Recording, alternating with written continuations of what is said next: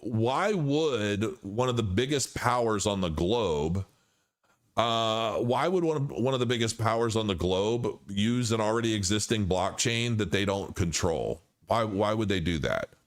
Everything that these people do is about control. The entire World Economic Forum is about how they control the plebs so that they can profit and establish further control. Why do you think Bill Gates, look at everything the man touches.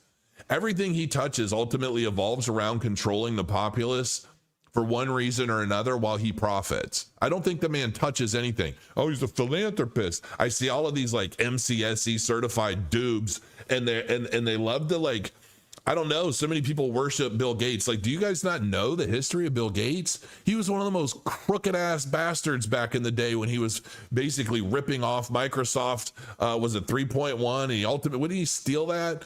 Unless I'm mistaken, I think he ripped that off of what was it? It was a copy company, I think, and their user interface. And he's like, oh, that's a good idea. And so he started using that for Windows, and then he started a monopoly. And then when the government came out against him and basically shut him down on all of the software monopolies he had, well, all of a sudden he's a philanthropist, and his whole tone changes.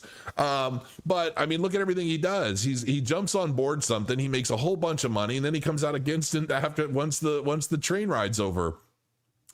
And I'm sure, Larry Fink and Gates and a lot of these guys, they're all buddies.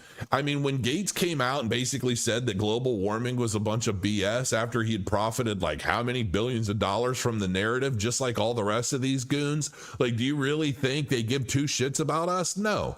Everything that they want to do is about control and making sure that they are the button pushers for all of it. And it's not about benefiting us, and it's not about making anybody rich because we already hold this layer one token that the world is going to suddenly decide to utilize for basically the transition out of the old ways of things and into the new. They're going to launch their own if they haven't already. So, I'm seeing people say it's going to be Ethereum. Well, anything is possible. Could be Ethereum, could be Solana. I know it's not going to be Cardano. I mean, I'm sure of that, because if you're any groups that are looking to have control over a populace, they're not going to use a truly decentralized. Cardano is the chain for the people.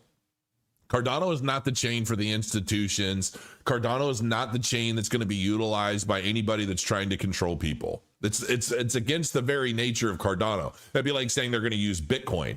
You're not going to do that. Bitcoin is like the safe haven asset for everyone with a wallet. That was the whole point of its design. So no, I mean, whatever they use, they're going to use it because they know they can control people with it. And if I'm very honest, and I know a lot of you Solana lovers out there are going to love this, but if and I'm just going to be real honest about it. It's how I look at it. If I were an international group of some of the most corrupt, greedy, control freaking narcissists on the planet, what chain would I most likely want to use to control everybody? I would probably want to use Solana. I mean, I'm just going to be honest. They can shut it down at will. They can do what they want with it. We already know a lot of the narratives associated with it. And yeah, does that send Solana's price up? Yeah, probably. Are they part of that conversation because they've been paying their way through it out of necessity just to basically keep things flowing enough to keep the validators online as the number of validators continue to plummet? It doesn't matter, man. It's all narrative. Even if it were temporary, I could see that being a thing. I would rather see something like Ethereum be utilized, and maybe it will be. Maybe Tom Lee has known something about this for quite a while, which is why he's basically the Ethereum version of Michael in MicroStrategy.